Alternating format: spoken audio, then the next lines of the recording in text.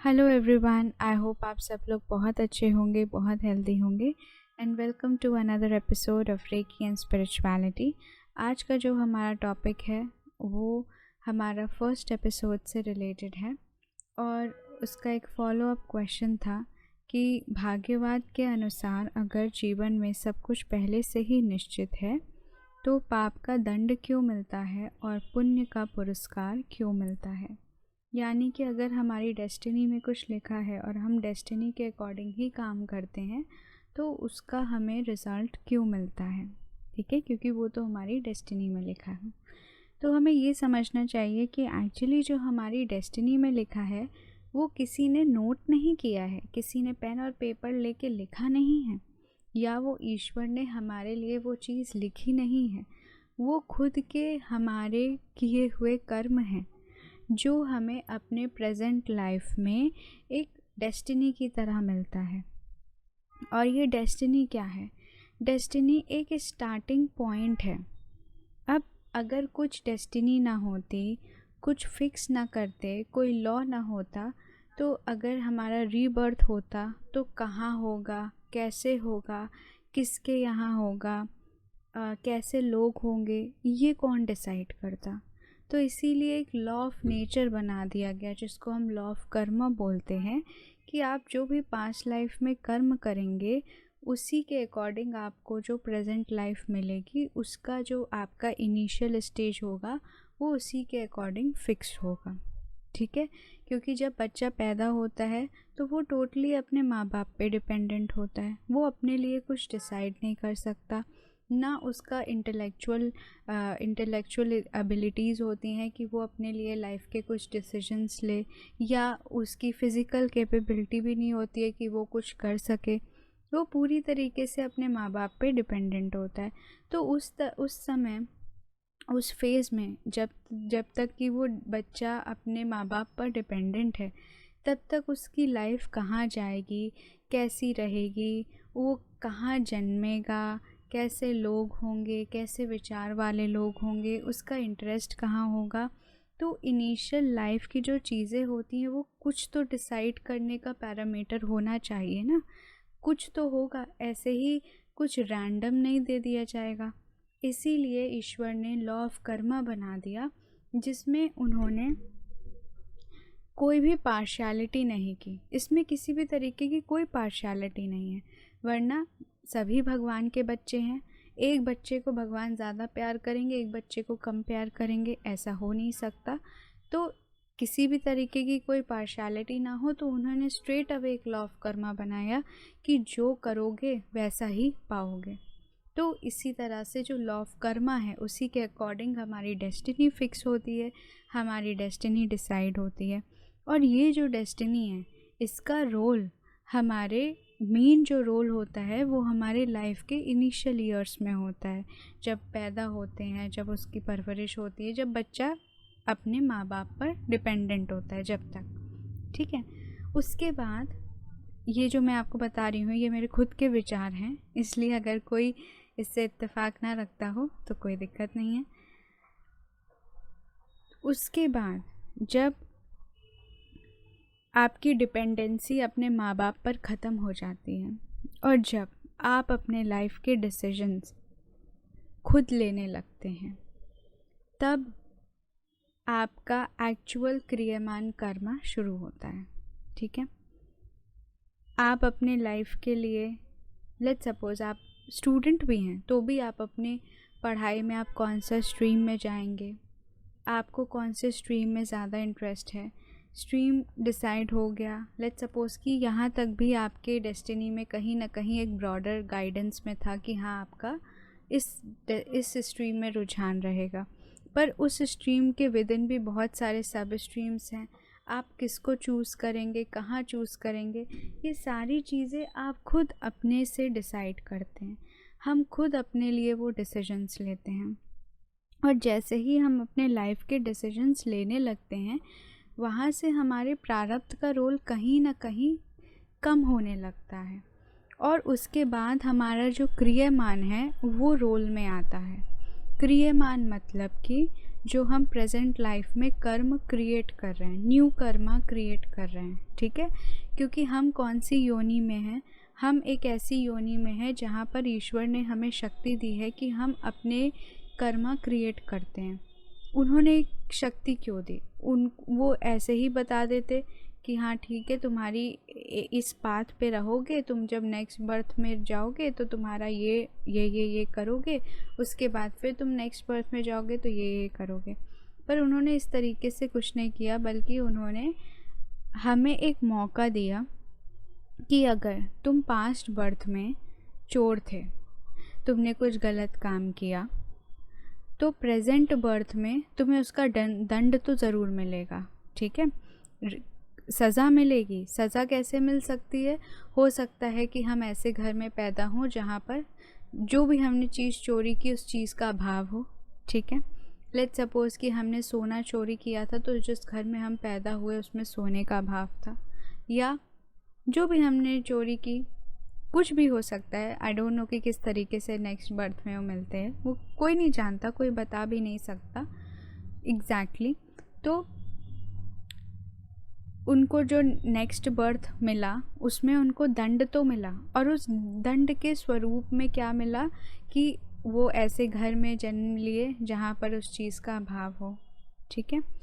या let's suppose कि पिछले जन्म में उन्होंने अपनी पत्नी के साथ बहुत बुरा व्यवहार किया, तो इस जन्म में उनको किसी की पत्नी बने और उनके साथ उसी तरीके का व्यवहार किया जा रहा है, ठीक है। तो ये हो सकता है कि आपको अपने पिछले जन्मों में जो आपने कर्म किए, बुरे कर्म किए, उनका कुछ नेगेटिव इम्पैक्ट आपको अपने इस लाइफ में दिखे, ठीक है।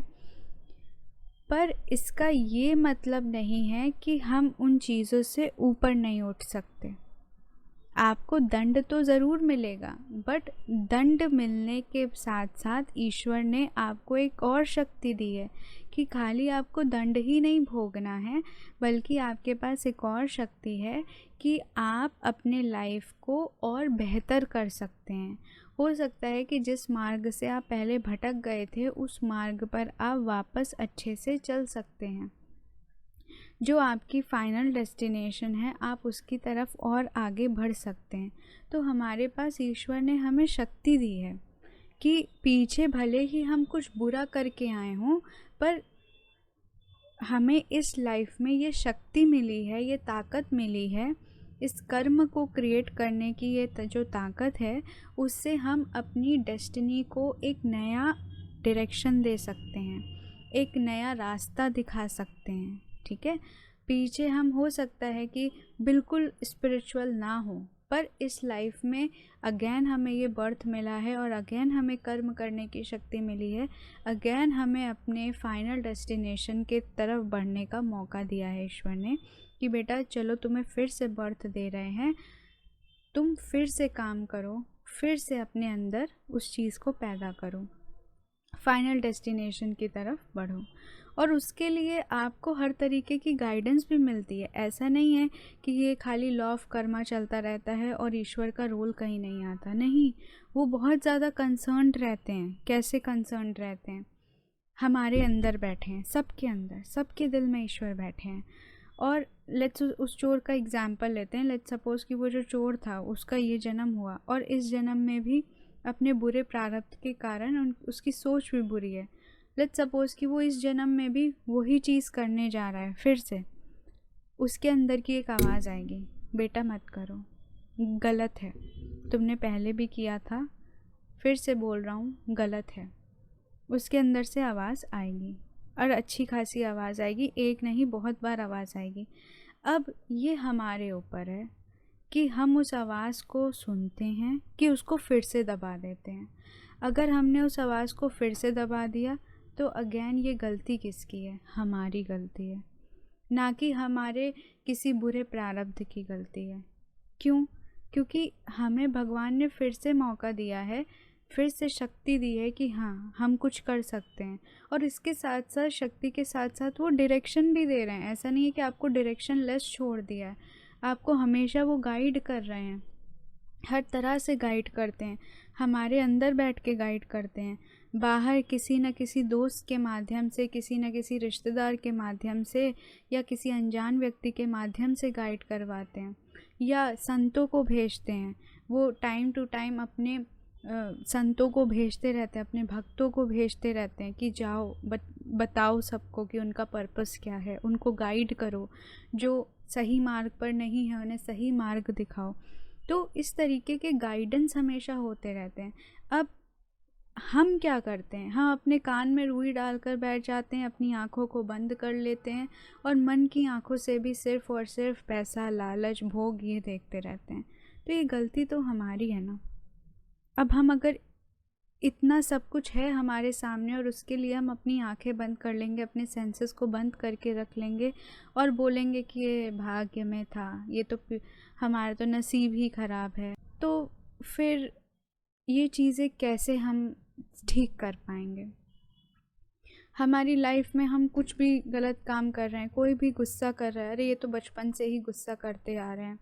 बहुत सारे लोग बोलते हैं अरे हमारे तो प्लैनेट्स में है कि गुस्सा हमें बहुत आएगा। पर इसका मतलब ये तो नहीं है कि अगर आप चाहें अपनी लाइफ में कि आपको गुस्सा ना आए तो भी गुस्सा आएगा।